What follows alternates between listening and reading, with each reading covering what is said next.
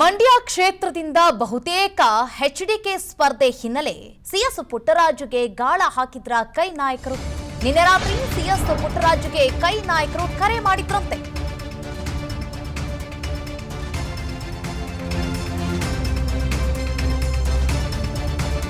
ಈ ಬಾರಿ ಲೋಕಸಭಾ ಚುನಾವಣೆಗೆ ಮಂಡ್ಯ ಕ್ಷೇತ್ರದಿಂದ ಎಚ್ಡಿಕೆ ಅವರು ಫೈನಲ್ ಆಗಿ ಅವರೇ ಅಲ್ಲಿ ಪಾರ್ಟಿಸಿಪೇಟ್ ಮಾಡ್ತಾರೆ ಅನ್ನೋ ಖಚಿತ ಮಾಹಿತಿಯ ಮೇರೆಗೆ ಈಗ ಕಾಂಗ್ರೆಸ್ ಈಗ ಸಿಎಸ್ ಪುಟ್ಟರಾಜು ಅವರಿಗೆ ಗಾಳ ಹಾಕ್ತಾ ಇದೆಯಾ ಅನ್ನೋ ಒಂದು ಪ್ರಶ್ನೆ ಈಗ ದಟ್ಟವಾಗಿ ಕಾಡ್ತಾ ಇದೆ. ಯಾಕಂದ್ರೆ ನಡೀತಾ ಇರುವಂತಹ ಬೆಳವಣಿಗೆ, ನಿನ್ನೆ ರಾತ್ರಿ ಸಿಎಸ್ ಪುಟ್ಟರಾಜುಗೆ ಕೈ ನಾಯಕರು ಕರೆಯನ್ನ ಮಾಡಿದ್ದಾರಂತೆ.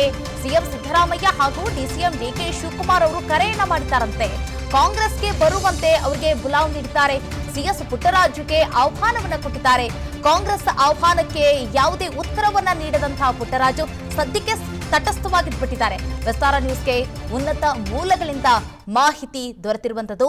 ಪುಟ್ಟರಾಜುಗೆ ಗಾಳವನ್ನ ಹಾಕಿದ್ರ ಕಾಂಗ್ರೆಸ್ನ ನಾಯಕರು ಸಿಎಂ ಸಿದ್ದರಾಮಯ್ಯ ಹಾಗೆ ಡಿಕೆ ಶಿವಕುಮಾರ್ ಅವರು ಕರೆ ಮಾಡಿದ್ದಾರೆ ಅನ್ನೋ ಒಂದು ಮಾಹಿತಿ ಸಿಗ್ತಾ ಇದೆ. ಆದ್ರೆ ಇವರೇನೋ ಕರೆ ಮಾಡಿದ್ದಾರೆ, ಆದ್ರೆ ಅವ್ರು ಏನ್ ರಿಯಾಕ್ಟ್ ಮಾಡಿದ್ರು ಅನ್ನೋದು ಇಲ್ಲಿ ಬಹಳ ಪ್ರಮುಖವಾದಂತ ವಿಚಾರ. ಆದ್ರೆ ಅವ್ರಿಗಿನ್ನೂ ಏನೂ ರಿಯಾಕ್ಟ್ ಮಾಡಿಲ್ಲ ಅಂತೆ.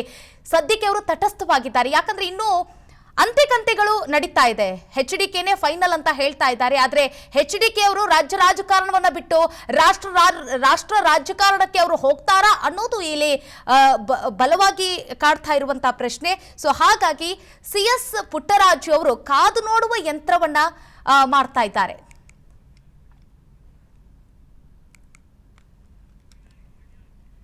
ಇದೇ ಕುರಿತಾಗಿ ಇನ್ನಷ್ಟು ಡೀಟೇಲ್ಸ್ ಕೊಡ್ತಾರೆ ನಮ್ಮ ಪ್ರತಿನಿಧಿ ರವಿ ಲಾಲಿಪಾಳ್ಯ.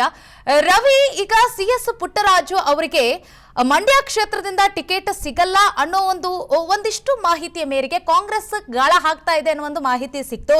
ಈಗ ಸಿಎಸ್ ಪುಟ್ಟರಾಜು ಅವರ ನಡೆ ಏನಿರಬಹುದು ಅಂತ?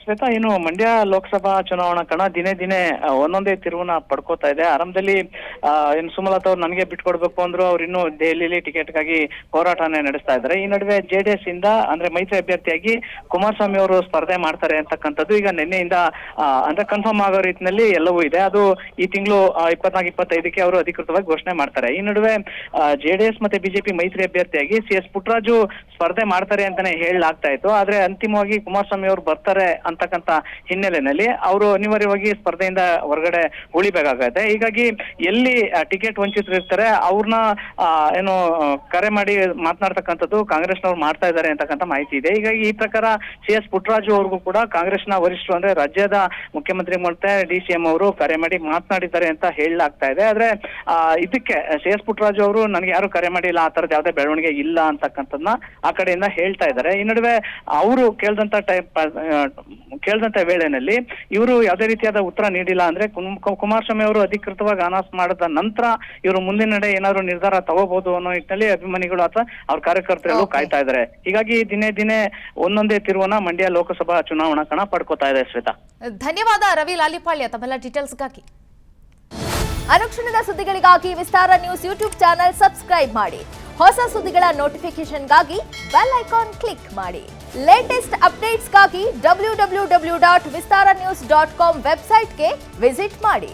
ಅಂಗೈಯಲ್ಲೇ ಜಗತ್ತಿನ ಸುದ್ದಿ ತಿಳಿಯಲು ವಿಸ್ತಾರ ನ್ಯೂಸ್ ಕನ್ನಡ ಆಪ್ ಡೌನ್ಲೋಡ್ ಮಾಡಿ.